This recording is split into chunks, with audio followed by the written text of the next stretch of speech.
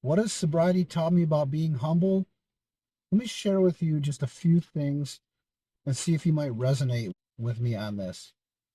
First and foremost, getting sober helped me calm down. I've talked about this before in some of my past videos.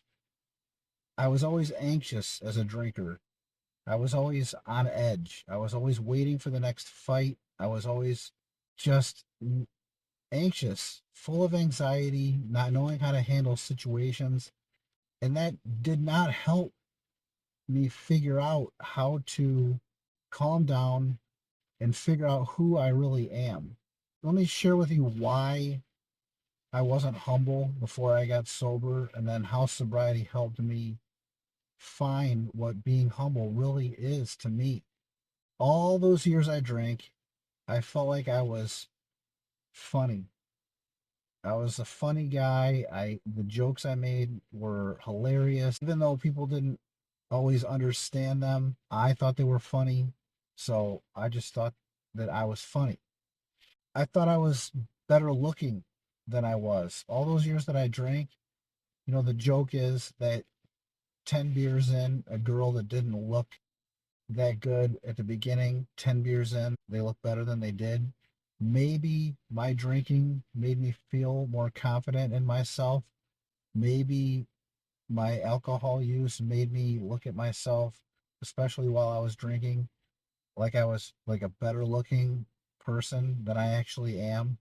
Maybe I just felt like I was greater, like I was a great person. I felt like I was just a great person. Like life wouldn't be the same without Josh. People's lives wouldn't be as good without Josh in their life. And I didn't go around talking like that, but inside I always thought I was more important than I really was.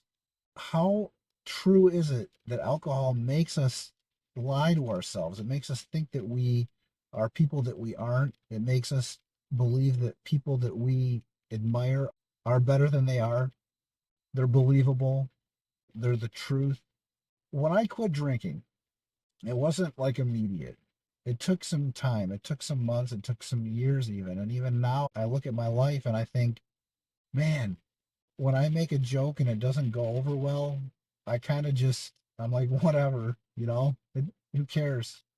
I'm able to laugh at myself a little bit more. I used to get so bent out of shape when I might make a joke around my family, around my wife and my kids, and it would fall flat, and I'd just be like, man, nobody understands me. Nobody gets me. Nobody gets it.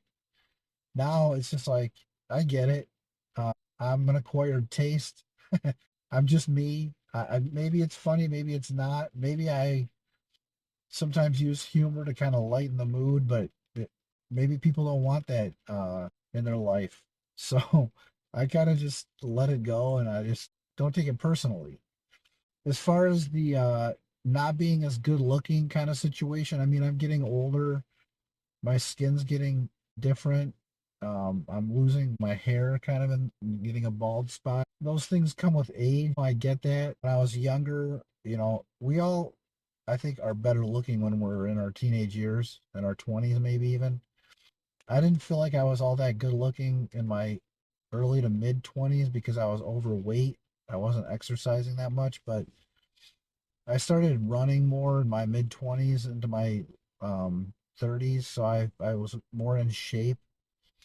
We all feel better when we're in better shape, right? I mean, it just comes with the territory. When you're lighter, you feel a little bit more like you have a pep in your step. You have a little bit like less flab around your face and stuff, and it just you feel better. You just feel like you have a little bit more energy.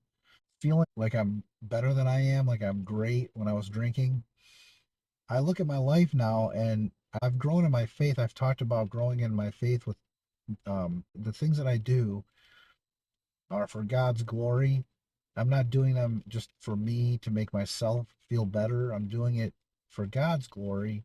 And the things that I'm doing, like being kinder to people, going out of my way to make sure that I'm more kind than I used to be, really helps in this because people respond better to that. They don't respond to people that have this big ego. that are walking around thinking that they're better than they are. I don't want to make it sound like that's what I did as a drinker because I wasn't always, I don't think I was always like that, but there were certainly times in most of my days where I felt like my opinion mattered more than other people, or I felt like I knew more than other people just because I consumed more information about a certain topic. And yeah, maybe I'm more knowledgeable, but that doesn't make me better than them or superior in my thinking. I'm more open minded now. As a drinker, I always considered myself open minded, but as time went on, I started to realize that no, I wasn't very open minded. And yeah, I still have struggles with that sometimes, especially when I don't agree with somebody politically or socially or those kinds of things. But I don't get as mad about it as I used to. I don't get all anxious and angry and worked up like I used to. And that's a blessing because we're supposed to be meek. And in God's eyes, we're supposed to have meekness.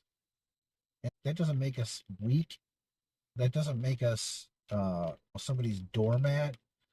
To me, meekness just means being humble, going out of your way to turn the other cheek when somebody is rude to you. I used to take that so personally and think that I lost in that situation.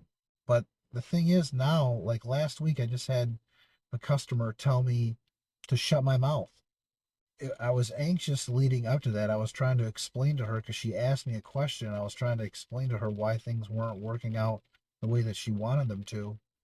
And I said, I don't have any control over how this happened. I understand you're frustrated, but I that's not wasn't up to me. And she said, well, shut your mouth. You have control over that, don't you? And I was like, yes, I do. And I just like that, and I just quieted down. I didn't say another word. And man, it was a quiet 7 minutes to her next destination. I I let her off. I called my superior. I let him know what happened. I a little incident report just so that it's out there. They know her behavior, and if she continues to get write ups like that, we're not going to pick her up. So it's just simple little things like that where it's like, man, that used to eat away at me, and I might drink at that, right? I might go home and drown my sorrows and feel like, man, humanity is terrible. Why am I even bothering, you know? Let me just drink alcohol and destroy myself. How stupid is that, right?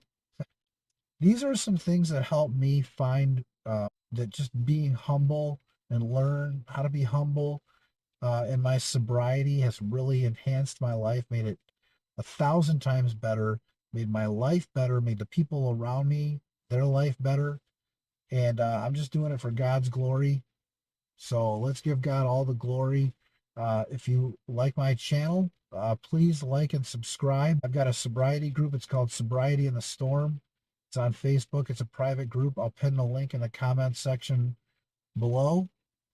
I'm glad that you're here. Take solace in the fact that you're either considering quitting drinking because a sober life is a great life. If you're looking to go alcohol free and you have had some success, but you're struggling a little bit, take solace in the fact that it gets better, it gets easier. Every time you get through an urge to drink, you're stronger for the next one. So keep at it. Just keep doing it and you'll get it. So have a great day, everybody, and we'll talk to you soon.